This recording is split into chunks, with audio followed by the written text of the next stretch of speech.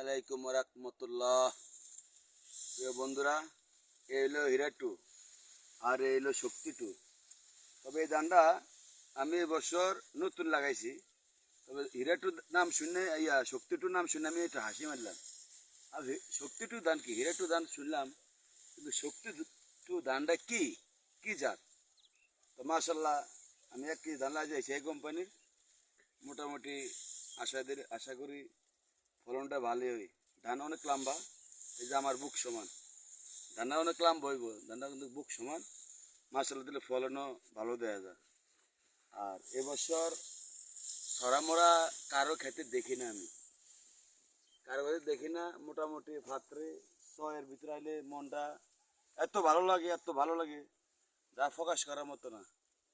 যা কাল্লা যদি যে পর্যন্ত বাড়িতে না যায় এই পর্যন্ত কোনো আশা নাই। বাড়িতে যাওয়ার পরে আশা, বাড়িতে লওয়া যে বৃষ্টি, যে আকাশের যে ভার, যে যেরকম দেখা যাইতেছে এখন হয়ে গেলে একটা চাপ দিত গা। যদি ধানের সময় হয় মানুষের অনেক দুর্ভোগ হইব। আল্লাহ যদি ওইটুকু যদি মানে সুবিধা দেয়। আর রোগ বালার থেকে এবছর মানুষ অনেক সার ওষুধ অনেক ব্যবহার করছে, মানুষে টাকা দিয়ে কিপটামি করে নাই।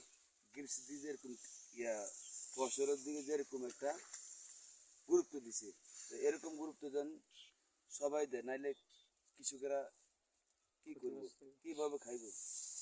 যাক, আমার জন্য দোয়া করবেন। আমি এই শক্তি টু ধান এই বছর নতুন লাগাইছি।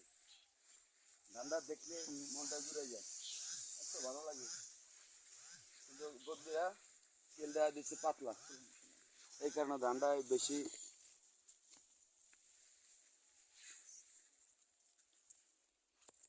যদি একটু চাইপা লাগাইতো তাহলে ধানটা আরো ভালো হইতো, অনেক ভালো হয়েছে।